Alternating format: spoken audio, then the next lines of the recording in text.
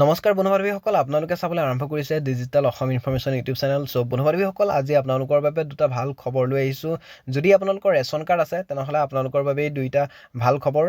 so বন্ধুবান্ধৱীসকল যদি মোৰ চেনেলটো প্ৰথমবাৰৰ বাবে ভিজিট কৰিছে তেনেহলে এই চেনেলটো সাবস্ক্ৰাইব কৰি কাষত থকা বেল আইকনটো প্ৰেছ কৰি দিব এনেকুৱা ধৰণৰ ইনফৰমেশ্যন আপোনালোকে পাই থাকিব লগতে এই ভিডিঅ'টোত এটা লাইক কৰি দিব সো বন্ধুবান্ধৱীসকল যদি আপোনালোকৰ ৰেচন কাৰ্ড আছে আপোনালোকৰ প্ৰথম ভাল খবৰটো হৈছে যে আপোনালোকে অৰুণোদয় আঁচনি শীঘ্ৰে আপোনালোকে লাভ কৰিব আৰু দুই নম্বৰ ভাল খবৰটো হৈছে যে ৰেচন কাৰ্ডখন যাৰ নামত আছে তেওঁৰ নামত অসম চৰকাৰে এটা ইনস্যুৰেন্স খুলি দিব আৰু সেই ইনস্যুৰেন্সৰ প্ৰিমিয়ামটো অসম চৰকাৰে বহন কৰিব হেতু কি কাৰণে স্কিমটো উলিয়াইছে হেতু আপোনালোকক মই কৈ দিছো যদি মুৰব্বীজনৰ কিবা মৃত্যু হয় বা তেনেকুৱা ধৰণৰ কাৰণত অসম চৰকাৰে এই স্কিমটো উলিয়াইছে তেতিয়া সেই ইনস্যুৰেন্সে বহন কৰিব বাকি দায়িত্বখিনি বা পইচাখিনি দিব আপোনালোকক সো দুইটাই ভাল খবৰ আছে আৰু অৰুণোদয় আঁচনি অতি শীঘ্ৰে আৰম্ভ হ'ব ইতিমধ্যে অসমৰ মুখ্যমন্ত্ৰী মাননীয় হিমন্ত বিশ্ব শৰ্মা ডাঙৰীয়াদেৱে ইতিমধ্যে মন্তব্য আগবঢ়াইছে আৰু আপোনালোকক সেই মন্তব্য শুনাবলৈ দিছো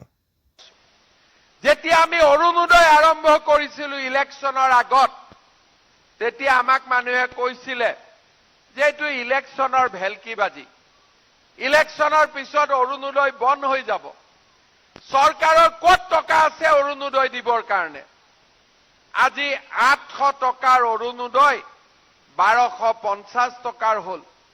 18 লাখ মহিলাই অৰুণোদয় পাইছিল ইলেকশ্যনৰ আগত এতিয়া অৰুণোদয় পায় 28 লাখ মহিলাই আৰু এইবাৰ আমি বাজেটত ঘোষণা কৰিছো যে আৰু 3 লাখ মহিলাক আমি অৰুণোদয় আঁচনিত সামৰি লম শ্ৰদ্ধাৰ ৰাইজ মই এতিয়া আপোনালোকক দুটা প্ৰশ্ন কৰিম কাৰ কাৰ ঘৰত ৰেচন কাৰ্ড আছে হাত দাঙক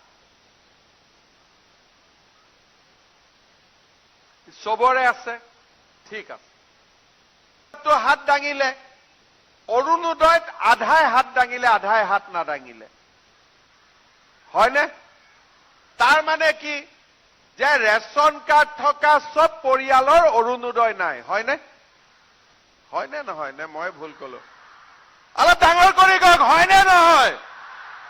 এতিয়া যাৰ যাৰ নাইতো হয় বুলি কওক তেতিয়াহে দিব পাৰি কাৰ কাৰ অৰুণোদয় নাই চিয়ৰক নাই বুলি এতিয়াহে শুনা পাব নহলে এমএলএ বিলাকে শুনাই নাপাব এতিয়া এইবাৰ মই লাহে লাহে চিন্তা কৰিছো যে যিমান পৰিয়ালৰ ৰেচন কাৰ্ড আছে সকলো পৰিয়ালকে অৰুণোদয় এটাও দি দিম তেতিয়া মানুহে কি কব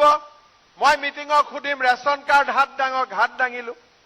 অৰুণোদয় হাত দাঙক একেটা মানুহে অৰুণোদয় হাত দাঙিব উজ্জ্বলা গেছ হাত দাঙক একেটাই হাত দাঙিব বোলে আয়ুষ্মান ভাৰত হাত দাঙক একেটাই দাঙিব লগত এতিয়া আৰু এটা চিন্তা কৰি আছো যে ৰেচন কাৰ্ড যাৰ পৰিয়ালত আছে সেই পৰিয়ালৰ মূল মানুহজনক আমি ইনস্যুৰেন্সৰ লগত জড়িত কৰিব খুজিছো প্ৰিমিয়াম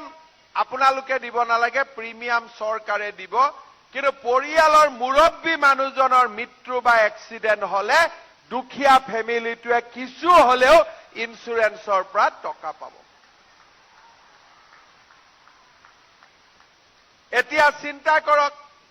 প্ৰথমতে ৰেচন কাৰ্ড নাছিলে মই সবকে ৰেচন কাৰ্ড দি দিলো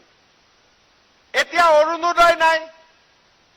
অৰুণোদয়ও ৰেচন কাৰ্ডত দি দিম অলপ দিন লাগিব লগে লগে নহয় লাহে লাহে গৈ থাকিম কিন্তু কৰি দিম বিশ্বনাথ চাৰিআলিটো এইবাৰে কৰি দিম গহপুৰ বিহালী আৰু আমাৰ ইয়াত কৰি দিম আৰু আমাৰ ইয়াতে যিবিলাক আহিছে বাইদেউসকলে দুটা বাচ্চাৰ ওপৰত জন্ম নিদিও বুলি ক'লেতো লগে লগে কৰি দিম হ'ব ছেলে মেয়ে দুইটাতে থাকতে হবে ঠিক আছে হ'ব না নাই আপোনালোকৰটো হ'ব মই এই বাইদেউকেইটা